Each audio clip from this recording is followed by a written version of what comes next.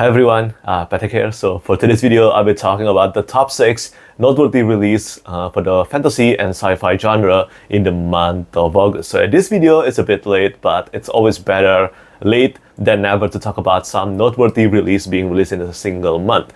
But for today's video, unlike usual, usually I go through this chronologically, but this time I will be going through this from the most anticipated books because I know these 2 or 3 books will be in many people's list of most anticipated fantasy books of this month.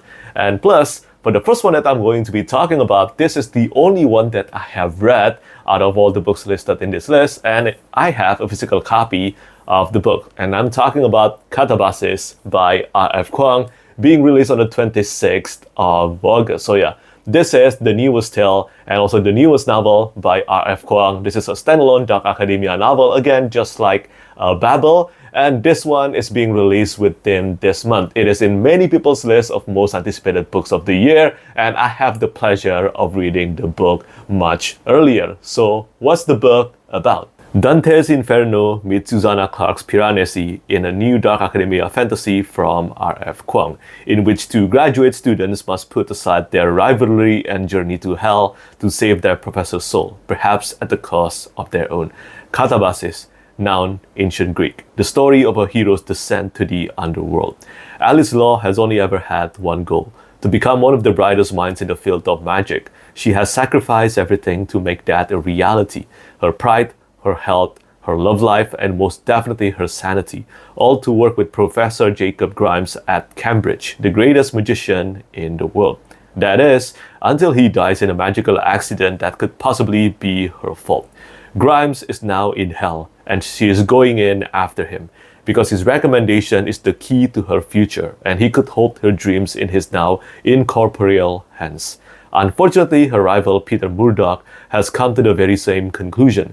With nothing but the records of Orpheus and Dante to guide them, bundles of chalk to draw the pentagrams necessary for their spells, and a burning desire to make all the academic trauma mean anything, they set up across hell to save a man they don't even like.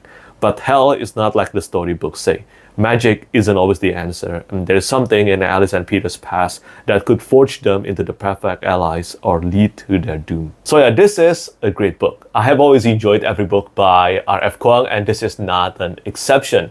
But I think I have to give you some warning here. The first half of this one is very academic, just like Babel. So if you don't like the academic nature of Babel, the translation, and also kind of like the study part of it, there will be some difficulty diving into Katabasis. I think that's something that you have to remember when you're going to dive into this book. But once you're past the first half and you get to learn more about the things, the past of Alice and also Peter that is mentioned in the blurb here, you will be absolutely captivated by the rest of the book. At least that's how it went for me. After I started learning more and more about Alice and Peter, and then the vivid setting and the terrifying landscape of hell in Katabasis became more intimidating to read, and it became more compelling. Overall, it became more compelling, and also I must say it is a great standalone novel. It ended satisfyingly, and on top of that, this is the deluxe limited edition. I know that there are many limited and special edition for Katabasis, but if you want to own something that you can get from Amazon and many bookstores, this is your choice. This is the standard cover art US edition, illustrated by Petrik Smith. It comes with this bronze foil on the front cover here, and it comes with this absolutely beautiful edges on the 4H, top, and bottom, and also this is the end paper. And take a look at this beautiful board. Ta-da! I believe this one is actually exclusive to this US limited edition. And of course, that's not the only feature of this one. The papers are thick as well, and this is the back end paper.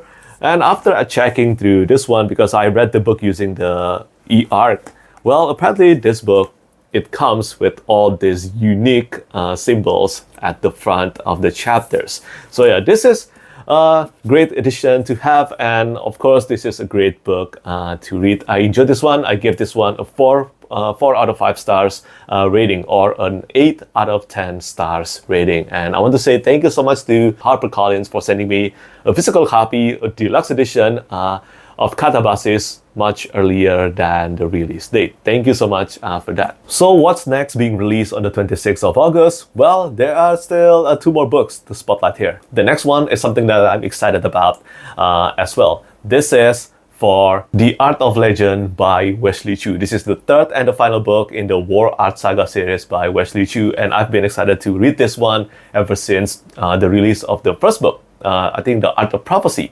Yeah, ever since the announcement with the cover art all done by the incredible Tran Nguyen, I have always wanted to read this one, and also Elliot Brooks, Al, my friend, has given such high praises toward the first book, Art of Prophecy, and I know I will be reading this one as soon as possible. And after that, another and final book to spotlight that is being released on the 26th of August as well. This is Born of Iron and Storm by Anthony Ryan, the second book in the Age of Wrath series. So this one is a Viking or Norse-inspired epic fantasy series, and this is actually the sequel to the series that begins with the Pariah. So yeah, I still haven't read the sequels to the Pariah, so I cannot dive into this series yet, The Age of Wrath, but I look forward to doing that someday. I have read so many books by Anthony Ryan, and I hope to get around to reading The Martyr and also The Traitor, and then The Age of Wrath series. But now, going back to the beginning of August, so this book is out now. This is For the House of Bees by Michel Wong. This book was out on the 5th of August, and I heard plenty of great things about this. And also this book supposedly comes with some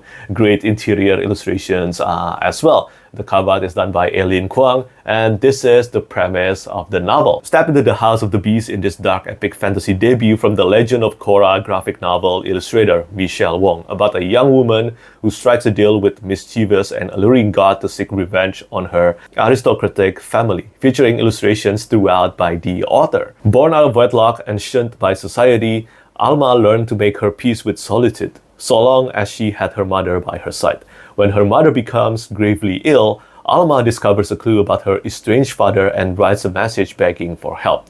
Little does she know that she is a bastard of House Avera, one of the 4 noble families that serve the gods and are imbued with their powers. And her father is a vassal of the dread Beast, the most frightening god of all, a harbinger of death.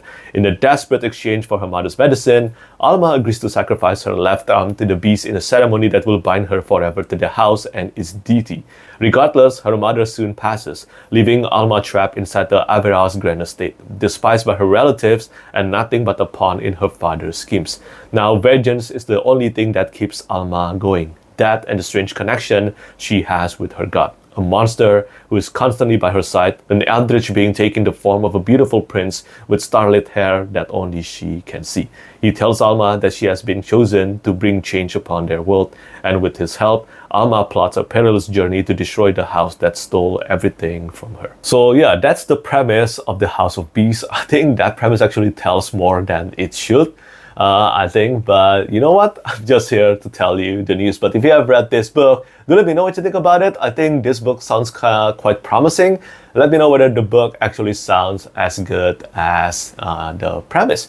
And then moving on to the 7th of August, we have a self-published fantasy novel here. This is a re-release, and this is for Dreams of Dust and Steel Book 0. So this is a prequel novella, and the title of this one is War Song by Michel. So yeah, for this one, this is actually a different color scheme to the previous cover art. So this is the same cover art, but the previous cover art utilized the red background. I remember telling Michel when he showed me this cover art for the first time. He gave me 2 options, either the white background or the red background. And at first he went with the red background, and I'm really glad he went back to the white background for this cover art.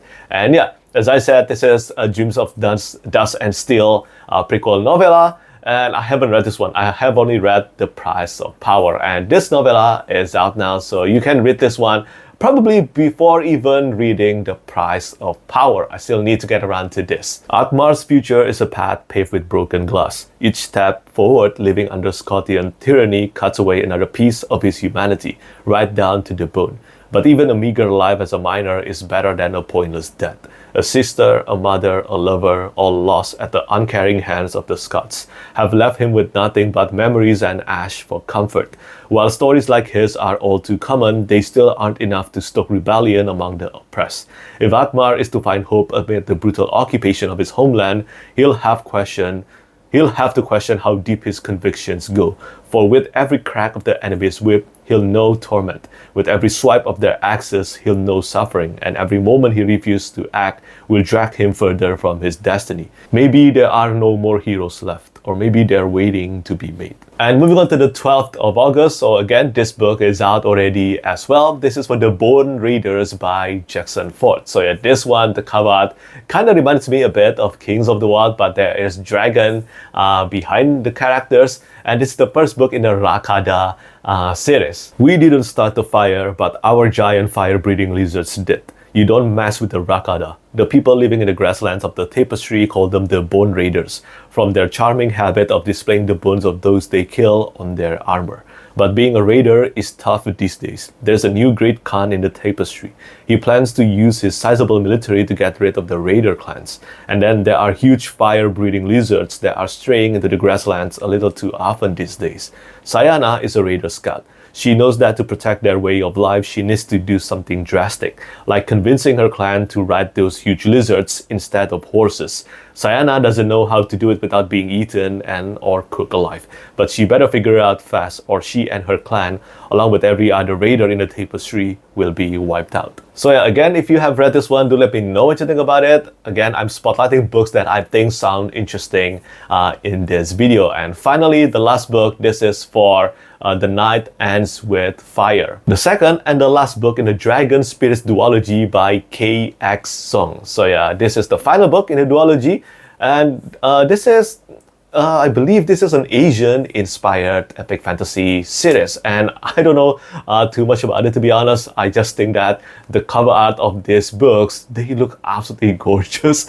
And yeah, I need to get around to this one. Asian-inspired fantasy is always a plus for me. But if you have read the first book, let me know what you think about it. And yeah, this book is being released on the 19th of August. So yeah, those are the 6 top noteworthy release for the month of August. And again, do let me know, what do you think about these 6 books? Which one you look forward to the most? Is it Katabasis? Is it The Art of Legend? Or maybe something else from this list? And that's pretty much it from me today. As always, thank you so much for watching and thank you for your support.